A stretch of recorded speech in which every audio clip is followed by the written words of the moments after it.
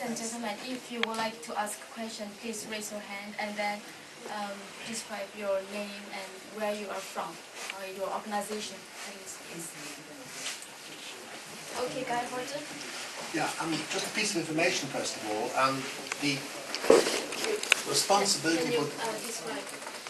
I'm working with the Human Rights with the Irish Centre for Human Rights. And just one information, the Irish Centre for Human Rights will be publishing its report on the Rohingya next month, and it'll be a unique report for two reasons. One, they have used the International Institute of Criminal Investigations, which is an international police force expert in human rights violations, which has been used in Rwanda and the former Yugoslavia, and formed the basis for the evidence to establish two criminal tribunals for Rwanda and Yugoslavia.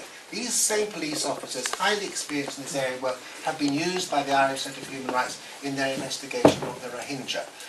Their information is then being analysed by Professor William Schabers, who is the world's leading authority on genocide in the world and the leading advisor of the International Court of Justice. And I firmly believe that he will come to conclusions that what's been inflicted on the Rohingya are crimes against humanity. And this is a unique report which will never come again. It will be more authoritative than Human Rights Report or Amnesty International, and I very much hope that those of us active in this field will make use of this report as strongly and effectively as possible. Very unfortunately, I don't know the date of its release, and you people who work with the media know how difficult it is to get something on the media if you're 4 or 5 days too late. It doesn't matter if you're exterminating a whole people. If you're 4 days too late, it's yesterday's news. So what you need to do is to contact the Irish Centre for Human Rights. You can Google that, and I've got their information on me perhaps at the break, so you can contact them and find out the exact date of release. Remember, I think it will condemn them for crimes against humanity. And that will enable us to trigger the responsibility to protect at the United Nations. The second point of information is that I think the Special Rapporteur for Human Rights in Geneva will himself, I think he will, the first I'm virtually certain, I think the Special Rapporteur for Human Rights will in his next report condemn the regime itself for crimes against humanity generally in the country. That again will offer us a unique lobbying tool. And there's very strong awareness in the international community of lawyers that the gravity of the violations represents crimes against humanity.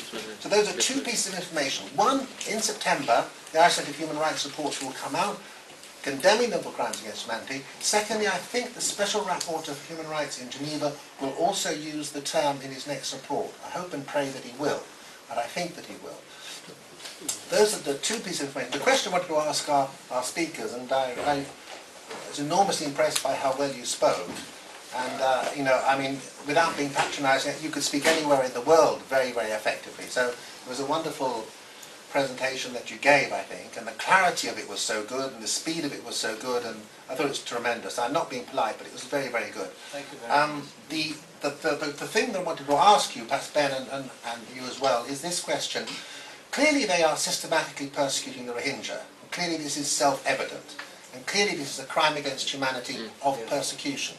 But you did use the word extermination.